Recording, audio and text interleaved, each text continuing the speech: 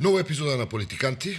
Нова епизода со мене Сашо Драновски. И со мене Боријан Јовановски, една прескокнавме. Треба да кажеме причината зашто Така. прескокнавме една епизода. Боријан и се случи една навистина трагедија, бидејќи ние бевме во времето за снимање седнати овдека, дури со гостинот кој што требаше, со кого требаше да разговараме. Се случи нашиот реализатор, долгогодишен човек кој што работи во режијата на не само на овие подкасти и воопшто на Претходно работи ја и во Ајде, со него, да. Тој порано се работи за Антон Андов, наш драг колега, 55 годишен, кој што доживеа веројатно инфаркт и кој што почина на работното место и се разбира дека бевме во извадени од памет, морам да кажам, и дека не можевме да го снимаме подкастот.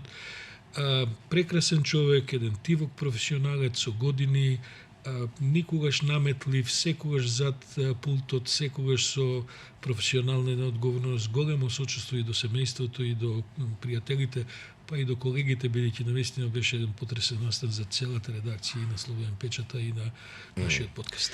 Сочувство и од моје име и тоа уште еднаш би сакал, тоа се тие луѓе кои никој не ги гледа, од кои многу работи уствари зависат, особено во телевизијата и особено во А1 која имаше тој сенс за тоа што е вистинска телевизија и во таа смисла Антон беше сериозно вграден во тој концепт, во тој визуелен имидж на А1 телевизија, за што му се благодарни и многу колеги кои работеа во А1, меѓу другото прочитав и некои статуси кои беа објавени по социјалните мрежи во кои се изразува, се разбира, сочувство со неговото семејство и му се одава признание за неговата навистина професионален придонес во А1 и тука се разбира во Слободен печата и во некои други продукции, како што е прва продукција, така натаму каде што Антон иначе беше помлад од нас двајцата, без никакви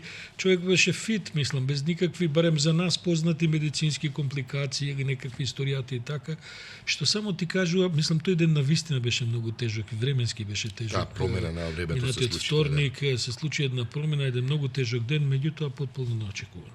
Можам да кажам дека гостинот кој требаше да разговара, кој исто така се потресе, кој еден виден политичар македонски, требаше го презакажавме сега веќе за идната недела, така што ќе имаме прилика со него да разговараме идната недела. Сакам да му се заблагодарам вака јавно на човекот кој беше обезбедување на нашиот гостин, кој инаку беше меѓу првите кои се обиде да му ја пружи првата помош на Антон кога се случи тоа. Така, да, навистина благодарност, бидејќи траеше реанимацијата барем едно 20 на минути, но за жал без позитивен исход. Добро, Боријан, сега се е тоа дел и од животот, што да се прави. Животот за Оди понатаму, тоа е тоа. Денеска имаме неколку теми. Да. И не знам со што да почнеме. Може би со изборите во Хрватска, Боријан, или сакаш со Европа, ти се врати од Брисел? Види, Сашо, ја би сакал да почнеме со тоа, знаеш, бидејќи ја следам оваа наша кампања, мислам. Како и сите други. Не можеш да не ја видиш. Да, ние сме, како ти кажам, професионалци, што се вика, би морале да обрнеме внимание. Или како би бил, не знам, доктор, професор, инженер, некаков, стварно не би обрнал внимание, бидејќи нема што би ми, навистина ми го привлекло вниманието да се фокусирам малку на тоа што и како. И како и да е, само кажам дека впечатокот ми е дека ние стварно се однесуваме како една аутистична ситуација, како да сме некој бабл кој е надвор во некој паралелен свет, паралелен универзум, знаеш, како да не живееме во реалноста. Ние сме сепак дел од еден континент, значаен континент во една поширока геополитичка смисла. Ние не сме некој остров на Пацифик, во Атлантикот или и така натаму. Сега, сакам, ова го зборувам затоа што деновиве се објави фамозниот документ, извештај на Лета, поранешниот италијански премиер. Тој доби во јуни на самитот на Европскиот совет во Брисел во јуни 23 година доби мандат од шефовите на држави и влади на земјите членки на Европската унија да изготви извештај документ со, како да кажам, кој ќе направи една прогноза на тоа што ќе се случува и ќе понуди известни решенија. Тоа е документ кој ми се чини отприлика на 150 страни. Тоа не е онака policy paper, него тоа е сериозна, исцрпна една студија која поаѓа, значи појдовната точка е тоа дека работите од војната во упадот на русите во Украина и се ова што се случува сега во целиот свет, дека просто работите од тој момент во иднина стануваат сосема поинакви. И ние се подготвуваме... It's a new ball game. Скроз. Значи, нови правила на игра... Ракомет се игра нешто друго. Нови правила на игра, нов стадион, све. Значи, буквално се. И во таа смисла, тоа се вика, документот е што иднината на заедничкиот пазар. Тоа е задачата и он тука во 143 страници, мислам, интересно во многу области, би ги стварно ги опфаќа сите области. Он наведува дека ова Кина, Русија прво тие преструктурирања во меѓународните односи. Едноставно сосема нов светски поредок. И се обидува да ја позиционира Европската унија. Европската унија, да, и заедничкиот пазар, како они да се снајдат во сето тоа. Бидејќи види сега, во таа пресметка он стои вика, види, ние воведуваме санкции кон Русија, воведуваме кон овој, Иран, па и со Кина ќе треба да се внимава. Околу извозот, например, на разни чипови за производство на компјутери. Пазарот едноставно не е истиот, се е поинако.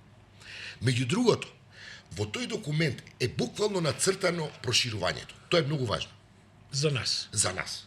Тоа е стварно важно, бидејќи нели до сега имаше многу скептици кои нема проширување вака, така. Не, проширување има и очигледно во мандатот на Лета му е дадено да ја пресмета таа иднина на Европската унија, вклучувајќи и приклучување на нови земји членки. И во најмала рака, прво, економистите би требало сериозно кај нас да се позабават, значи сериозна дебата да се отвори околу тоа што понатаму и како ќе изгледа real life понатаму, од што ќе се живее. Второ, во однос на проширувањето, сакам да кажам. Може ли малку само да, извини се, бидејќи сум под тази впечатоци, вчера го читам документот, Бидејќи јас на прескоци ја следам кампања, патем биде речено со море од политичари кои јас и ти разговарам и така, и на нив им е здодеано. Мислат дека е предолга оваа, па бидејќи се споја председателската и партискиве кампањи, нели парламентарни избори, трае со недели, ти во суштина нема што ново да кажеш ако си политичар на бината во Кочани, е истото што го кажеш на бината во Охрид, а после на митингот во Скопје се повтараш од она што си го кажал во Куманово, една здодеаност. Во суштина сите дебатни емисии се здодевни, бидејќи кандидатите се јасни. Сите би биле пресреќни да беа изборите минатиот викенд. Мислам, нема веќе што се каже, ги знаеме сите, дека се нешто они во небот падат и двата круга во еден ден. Оно што ми остави впечаток на некои маргини на тие дебати, а е врзано со документов на Лета и со економската тема. Види, сериозни луѓе констатираат, па дури и во оваа студија на Словен печат, со неколку разговори што колегите ги прават Словен печат, со видни професори, економисти и така натаму. Прво, Македонија е земја која не произведува ништо. Ние, значи, немаме ниеден производ што можеме со исклучок на неколку компании, македонски, значи не говорам за овие инвестиции во зониве инвестициски, каде што работат странски компании така, и сега да не ги кажувам класичните алкалоиди, значи ние не можеме да се прехраниме. Ние сме земја во која што само имаме доволно свинско месо. Произведуваме, но храната за свињите ја увезуваме цела. Така. Ништо друго и имаме ова нешто, јаболки, патлиџани може би, не баш вон сезона. Од Албанија влегува албанците. Сакам да кажам, значи страшно, прво ништо во храна не произведуваме. Ништо не произведуваме во некакви значајни продукти, за да се надоврзам на оваа европска шина за која разговарам. И баш би сакала да Целата енергија ни зависи од надвор. Да, вложивме многу и добро стоиме со сончева енергија, ама да не заборавиме, сончевата енергија е за дење. Не е за ноќе. Бидејќи другите капацитети ни се апсолутно прескапи, нас ни е поевтино да увеземе струја отколку во рек битува да произведеме така натаму. Трето, поголемите сектори ги владеат монополи. Ние тоа сме го разговарали со тебе, па дури на подкастов. Значи, ај сега да не спомнувам конкретни компании. Но, во енергетиката, во крупни други сфери, како што се, не знам, рударства, како што... Тоа се се монополи на кои не им одговара Македонија да влезе во Европска унија. И тие тивко си ја работат агендата, особено преку Стопанската комора на Македонија, која не е вака бизнес чемберс оф комерц, кој ќе ги видиш сите таму се столетни, како да кажем и така. Може би со исклучок на виното, кое што успеаме да го пласираме како навистина добар продукт и така натаму, и во таа смисла сме на некои значајни табели по производство и износ на вино, ние практично ништо друго, Боријан, не прави. И пази штама од таа страна. Нема ништо. Една изјава само имам најдирно, да ја спомнав на Живко Мукаетов, кој вика, ако сме во Европската унија, sky is the limit. За тие што работат сериозно на европски пазар, да по европски да стандарди. не ги спомнувам, бидејќи се разбира дека ова го разговараме и со овие луѓе што ги критикуваме не поименечно. Имаш неколку индустрии кои што произведуваат масовни производи во Македонија, дел од прехрана, дел од ова, знаеш, разноразни, чија што палета на производи е всушност прилагодена на сиромашниот балкански пазар. Ако Балканот тргне напред и за 5, 6, 7 години почне да расте, тие не ќе имаат што да продадат. Ќе се продаваат овој тип на квалитетни производи ако станеш дел од тој поширок европски пазар, особено ако не си оптоварен со царини и така натаму. Значи и на дел од тие производители не им одговара да се приклучуваме на Европската унија, бидејќи тие имаат богата палета на производи кои што се таман за ова едно потиштено, економски говорам, потиштено, непотенцијално население кое може масовно еден полуквалитет да купува во таа сфера. Убаво спакувани, иначе, by the way. Да ти кажам сега една епизода од Брисел, кога го спомнавли. Бев во дуќан. И бев на една вечера, купувам вино. И наоѓам едно Бордо 2017 година, овие што знаат вино, знаат дека Бордо вината се сериозни вина. Да. Сашо, виното е 5 евра, тоа е 300 денари. Па види, ти за 300 денари овде во Македонија најлошите вина се толку пари. Да, од прилика. Значи ова не е врвно Бордо, да се разбереме. Сигурно, за 5 евра не може да биде. Да, но е сепак 2017 година берба. И е еден, така кажам, над средна, висока средна класа на квалитет на вино. вино. Да било и на поевтинување некакви, значи тоа се обично бар дупло и малку повеќе. Кој има тоа, постојано ги има такви промоција на ова па она, и постојано се наоѓа. Сакам да кажам што значи тој пазар. Да. Ме сваќаш? И сега околу тоа на лета документот, они лета многу јасно го согледува тој проблем. И вели, значи, проширувањето мора да оди постепено вклучување во единствениот пазар.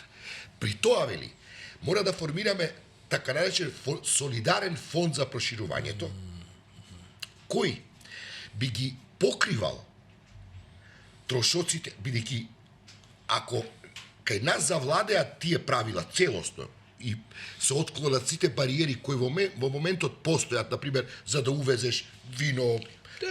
Протекционистички се тие бариери, се разбира. Тие, кога во тој случај на интеграција, тие бариери ќе мора да се отклонат. Цените, апсолутно, овие производители што доминираат сега на пазарот и диктираат цени, кои се безобразни, пате, имаш многу, исто сакам забележав во дуќанот во Брисел, во еден маркет поголем. Зашо колку и нас цени... мислиш, прехрамени сирења, салами, не знам што се и така. Апсолутно, да знаеш. Скопски цени. Да.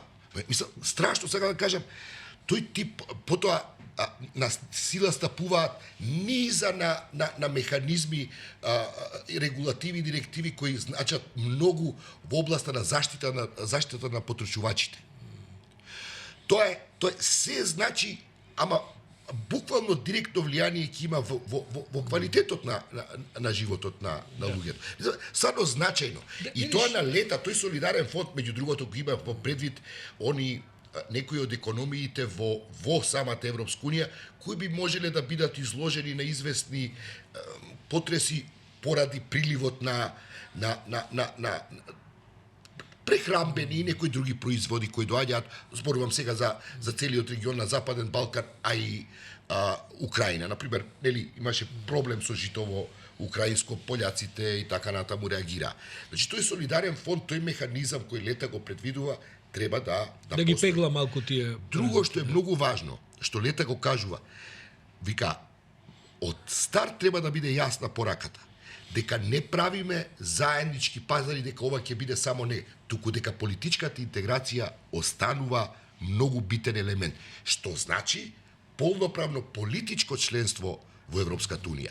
Европската унија мора да остане политички сериозно, односно да го задржи својата улога на битен фактор на меѓународната политичка сцена. И во таа смисла две битни нови моменти предлага во новиот буџет на Европската унија кои треба да се одвојат за проширувањето и за одбраната. Односно, како одговор на овие закани од утре Трамп или задутре прекутре некој нов Трамп. Бидејќи Америка, без разлика на тоа дали ќе добие Трамп сега или не, она очигледно веќе патува во некоја поинаква насока. Поинаква насока. Така е. И Европа во таа смисла мора да се консолидира. При тоа, да ти кажам, тоа е исто многу важно. Завршува приказната, сите средства ќе бидат условени со воспоставување на владење на право, судство, нормално тоа го назначува, дека пресудите, вика, не може, вика, ние да имаме во заедничкиот пазар земји во кои имаш пресуди кои се прилично чудни, како што е нашиот случај. Така што, тоа се пораки кои, и тој документ, пате, сега, овие денови, станува главна тема на јавната дебата во Европа. Освен во Македонија. Освен во Македонија. Види, да речеме, што ми остава впечатлен да говориме, уште малку да потрошиме време, бидејќи да вистина е парадоксална ситуацијата. Ние стигнавме во Скопје да биде нормално квадрат да купиш нов стан за 2500-2700 евра. Да. И никој не разговара за тоа како е тоа можно, бидејќи таа цена само расте. Па се знаеш дека е во Брисел 3000. Сакам да ти кажам, значи одеднаш си поставуваш прашање добро. Ако се продава, значи дека постојат пари. Да. Ако постојат пари, од кај се тие пари? Значи тоа се некакви милиарди на црни пари. Ја не говорам дека се тоа еден двајца кои има црни пари. Ја мислам дека има многу црни пари кои овдека се тркалаат, кои што придонесуваат и патем биде речено истото е во Србија, истото е во Црна Гора и така натаму. И прифаќање да се учествува во регулиран заеднички пазар, подразбира дека тие пари ќе треба некако да... Никој за тоа не збори. Нема изборна кампања во која некој ќе каже чекајте. Како може во Скопје да бидеш за стан да купиш за 2700 евра квадрат? Да не добивме море меѓу време некоја обала, некоја плажа. И ова како може да е толку скапо? Да, и како може да е толку скапо и никој за тоа не се прашува, само се зголемува дефицитот на буџетот. При тоа секоја власт ги зголемува плати, пензии и така натаму, бидејќи скапо треба да се зголемат. Таа дупка само се продлабочува и некако јас и ти не сме стручњаци за економија, се разбира, меѓутоа сме стручњаци за здрава памет.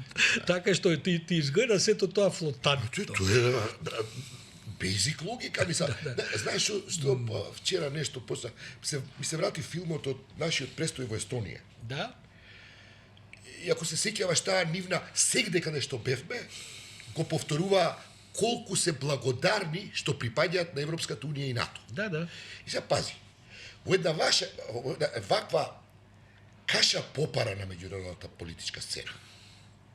Израел, Блиски Исток, Русија, Кина, Тајван ќе влезе, хаос.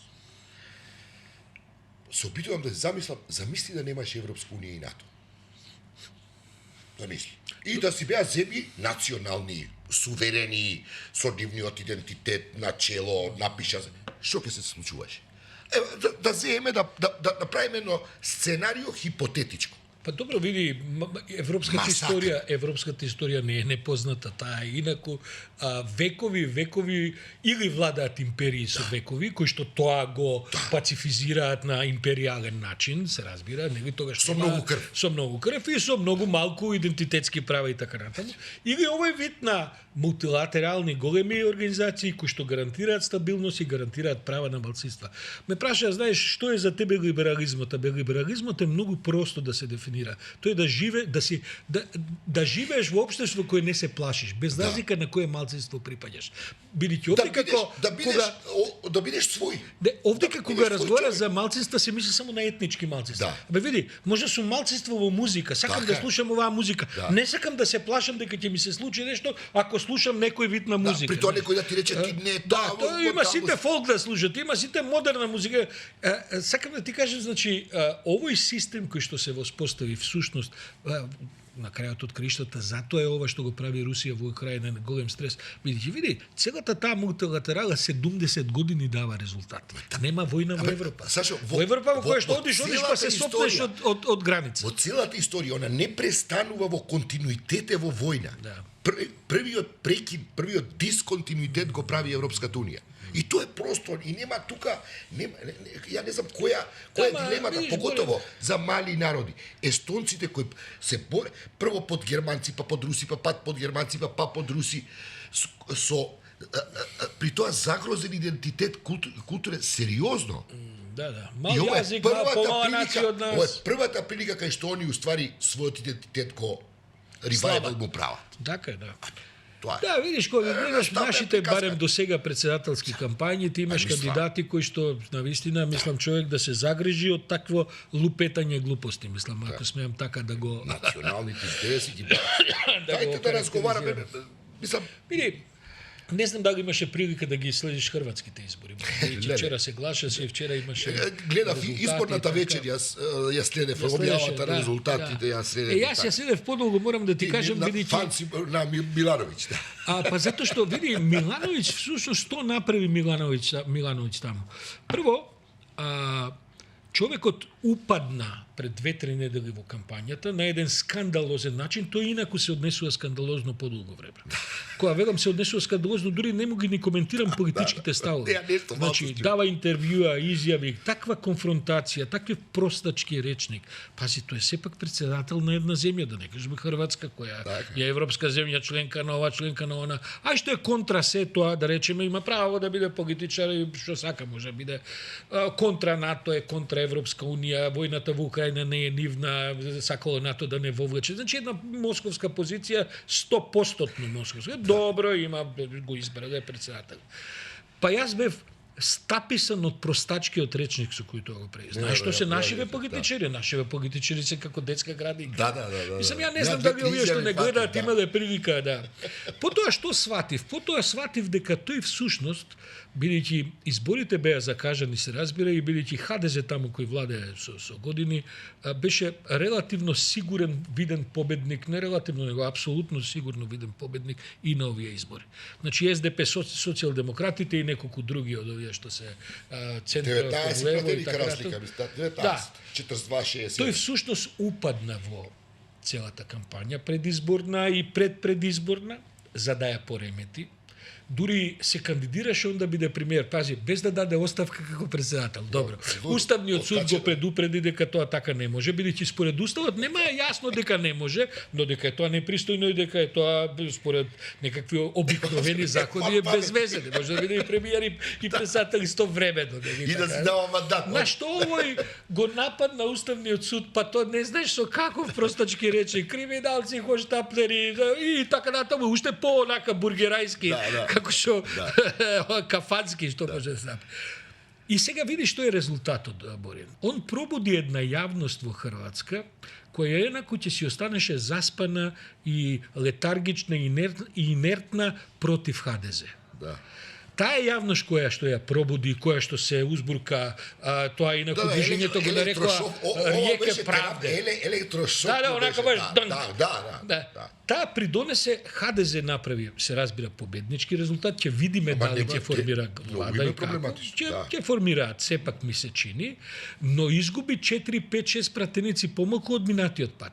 Значи успеа да ги поремети, успеа да им влезе во наративите кои беа онака заспани, класични. Десничарскиот домовински покрет кој има 13 не успеваат да стигнат до 73. Десничарскиот домовински покрет историски, традиционално е поделен меѓу себе и таму имаш, сакам да кажем, слободњаци кои... Сите да влезат од кај нив, немаат 73, им требаат и мост. Да. Бидејќи во Хрватска за да владееш треба да има 73 пратеници, а ХДЗ излезе со 61 пратеник. Не знам дали и 62 не направија, дали во последни пребројувања може да уште еден дали. Но во секој случај ќе треба, конечно види сега ХДЗ и до сега владееше со 74 пратеници. Значи со многу тесно мнозинство и овој Пленковиќ тоа успеаше го направи. Меѓутоа сакам да ти кажам дека овој Милановиќ за кој што јас би се срамел да ми е претседател на Македонија, човекот. Мислам, јас стварно, овие што можеби не ги интересира или не го следат тоа сигурно, големото мнозинство не ги интересира и така, нека одгледаат на нас, од пред 10 до 15, 20 дена, некој од интервјуата да Милановиќ, види, Вучич за него пристоен. Господин. Вучич господин за него. Овој кој ги провоцира, ги навредува. Шта сте ви? Овој биче драматично, биче врво тешко. Секој ден е врво тешко и така. Овој Милановиќ отиден преку секоја мерка, при тоа Хрватска членка на НАТО, на Европска унија и така натаму. Сакам да кажам, Борјан, знаеш како во политиката може да се испостави дека ова што го правеше Милановиќ, ќе видиме како ќе продолжи, бидејќи сега тој продолжува биде председател, се надеваше дека ќе биде мандатар. Има опција од социјалдемократите да прават влада. Голема треба да прават коалиција, има таму исто така делови кои тешко ќе се спојат и се, ќе видиме како ќе тоа ќе тече, но ако дојде до некакво пореметување во македонскиве прогнози, бидејќи знаеш како ние и со нашиве соговорници што ќе следувате така, некако прилично летаргично се отиде ова за анкетиве дека тоа сигурно вака така, па опозиција толку самоуверена, нема да ги фати некој изненадување, некој шок, па да се чуда што ги страшно. Ќе отворено кажа дека ќе коалицира со, односно се одзва на повикот на апелот на Мицковски за мораториум да ти кажем, на напаѓање со знами, со левици. Мислам, Максо ми станува се потажен лик, морам да кажам. Види, сигурно тој не е единствениот виновник за оно што и можеби не е ни главниот виновник за оно што се случи во СДСМ и неговото цепоње така натаму, но оваа агенда што тој ја тера е прилично тажна. Тоа знаеш како ќе се налути, бидејќи јас Максо го почитувам, не е тоа човек кој што фин човек и така, меѓутоа знаеш како, тоа викаат во едни други, знаеш, ќе излезе корисен идиот ќе излезе на крај, ќе поддржи една ова, таму никој нема него искрено да го побратими. Неговите гласачи не се гласачите на ВМРО, тоа е една друга структура, на крај ќе ги предаде на услуга на новата власт. Наспроти луѓе, зашто он скаран персонално, знаеме со колко двајца лични суети, од тоа не знаеш никој има поголема суета таму, од и Максо и Оливер. Само е лесно, јас не тоа бугарите, ние тоа не тоа ефтино. Стварно некој треба да одговори. Тоа останува мене да ме. Тој одговор јавноста мора и да го бара и да го добие. Значи, ова што го споруваме на почетокот. Значи, ако не, окей, не, види, така, не сакаме. Дрски се бугарите. Факт. Не е коректна европската унија. Факт. Што правиме? Таа дебата никако да се отвори. Па Борја, заправо ние таа дебата ја отвараме овдека, но не гледам дека на таа дебата јавноста се, бидејќи дебатата е многу едноставна и таа јас се обидуваме со неколку поранешни соговорници, а и со идните тоа ќе го разговараме. Очигледно е дека ВМРО има дадено некакви гаранции дека ќе влезе во промена на уставот, доколку тие формираат влада и тие гаранции се дадени пред странците за да странците на овој начин ги поддржат како што ги поддржуваат. Јас тука мислам дека имаме сосема различно мислење. Мене ми е тоа апсолутно ВМРО нема намера. Ја не викам дали они лажат или не, но некакви гаранции се дадени. Јас не викам дали они лажат или не. Ајде сега да кажем дека можеби нешто тоа и знам, бидејќи другава страна на кој се дадени гаранциите, имам прилика да не ме лаже. Ако влечеш нешто од онаа изјава на овој пратеникот кој од ИПП германецот кој рече дека верува дека до крај на годината владата на ВМРО ќе ги усвои повеќе такви изјави имало и многу неофицијални изјави имало во Добро, таков смисла. добро, но јас останувам планот на може вака јавно да се кладе, останувам на тоа дека Мицковски нема намера да отстапи од тоа. Види, јас не велам дека ќе отстапи или нема да отстапи. Да. Нивниот маневр сепак на крајот успеа за да добијат за прв пат после толку години поддршка од странците. Маневрот им беше едноставен. Ние додека е СДСМ на власт не гласаме за уставот. Уставот ќе се промени можеби само ако ние дојдеме на власт. И сега кој ќе видиш математиката, тоа е прифатливо за меѓународната заедница. Тие им викаат на СДСМ, види, се убаво, владата ви е ваква, таква, не е тоа ништо битно. Со вас нема да се случи пробојот. Пробојот може да биде само ако вие дојдат на власт, па потоа да се туркаме на рака да кршиме мечеви и што треба се да се прави. И тој маневр на ВМРО им успеа.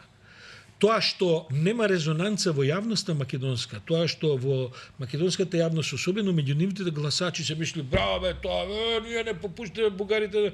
Мислам дека ќе ги, знаеш како онака за ефтини пари ќе ги извозат и ќе ги на крајот ќе направат политички проценки. Ако се пуштиме, па ја и ти да се пуштиме на емоциите. Ја би изиграл там и имаш потреба стварно да одговориш со пцовка на многу провокации кои и од Бугарија и од лево десно кои стигаат. Слушам са Дачич, го гледам како со малоажување, но кон нас мислам, ама не е тоа не е НАТО не постои во меѓународните односи, ти не можеш така да се однесуваш. Борјан, знаеш како на политичарите на крајот им е важно да победат на избори.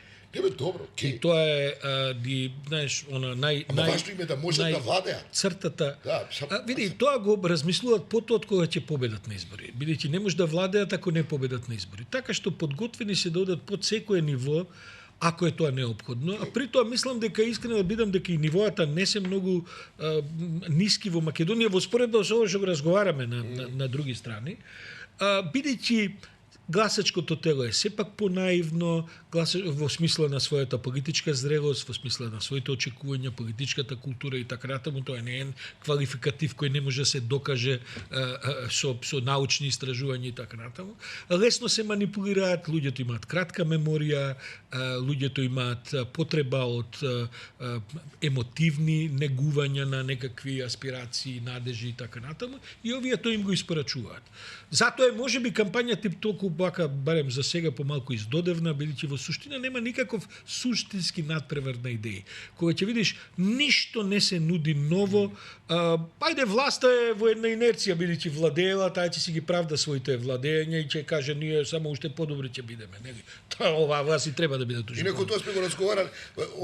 Но опозицијата не гледам никаква драматична некаква промена која што ќе каже види ова било до сега вака, ние сега освен во некакви тотално, како да кажам, имагинативни сфери на идентитетско, емоционални.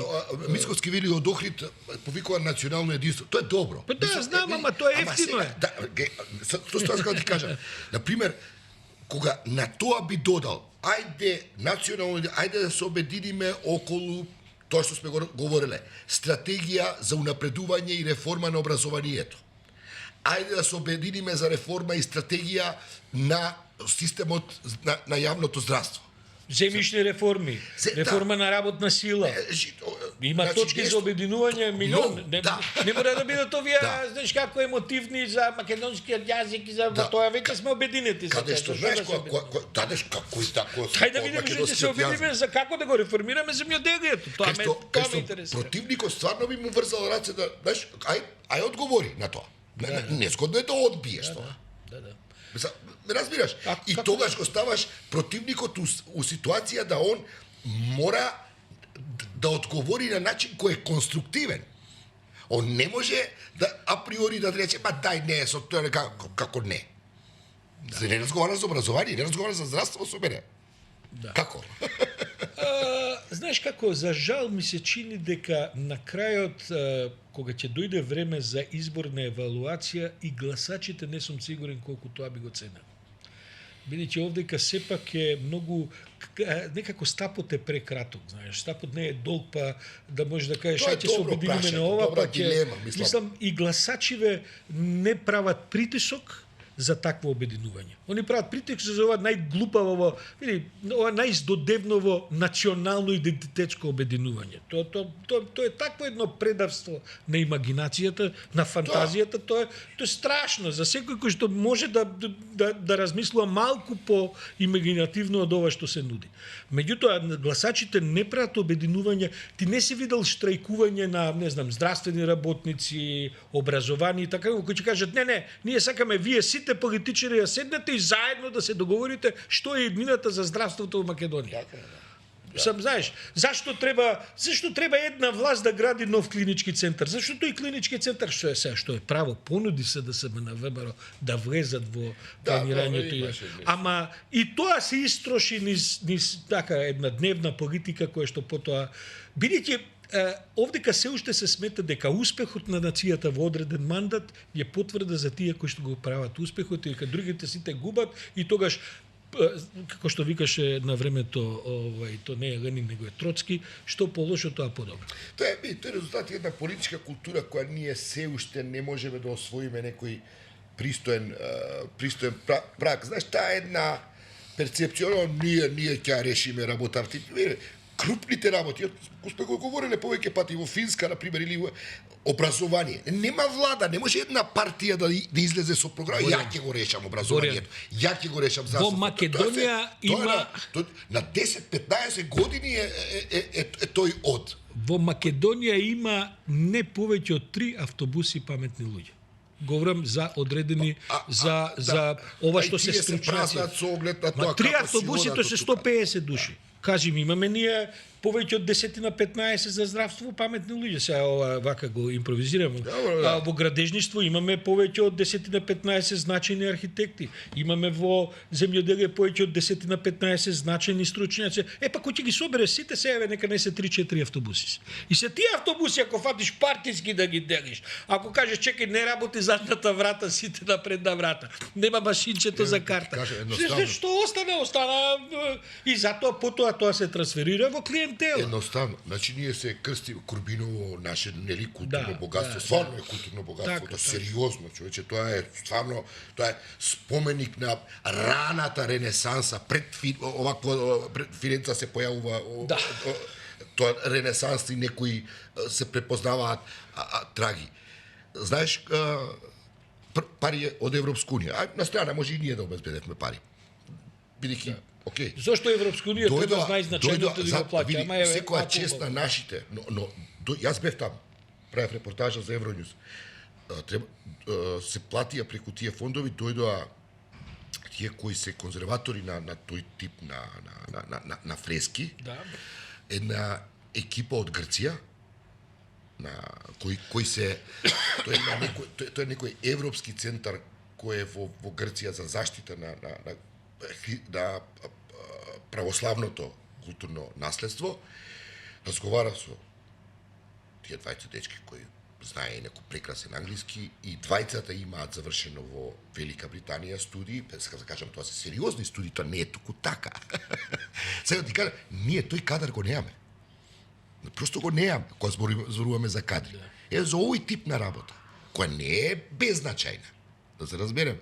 Поготово за нас кои стварно имаме со што се пофалиме во таа смисла на еден квантум на културно наследство, така посериозно значење во историјата на уметноста, ако земеш да го Затоа, Боријан, еве и ова што самиот го велиш, овие повици за национални обединувања, мене ми се гади, бидејќи апсолутно ги сваќам само обединување на интересите у политиката, а не национални обединувања за важни национални агенти, не етнички, туку национални, што да се прави со здравството, што да се прави Со животот. што да прави Со животот, со генерациите по нас. И да се договорат, види, вие сте сега децата на што се власт, прави. ќе имаме за 4 години нова власт, био избори, може ќе изгубите, може ќе. Ова е политиката.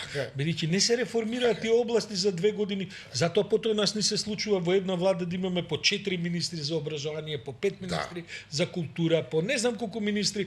Само И секој почнува некаква нова реформа. Види, ама нема 10 министри за финансии.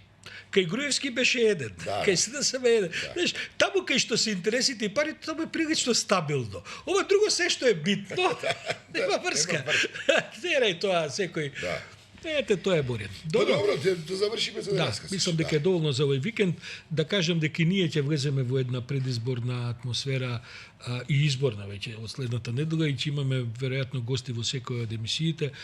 Се обидуваме да носиме луѓе што ги нема баш по сите екрани, ама ќе мора и такви да викаме. Ако ништо друго, се обидуваме да правиме малку поразлични разговори со нив отколку што тоа го прават овие традиционалниве други медиуми, телевизиски предсе, па и други подкасти и така.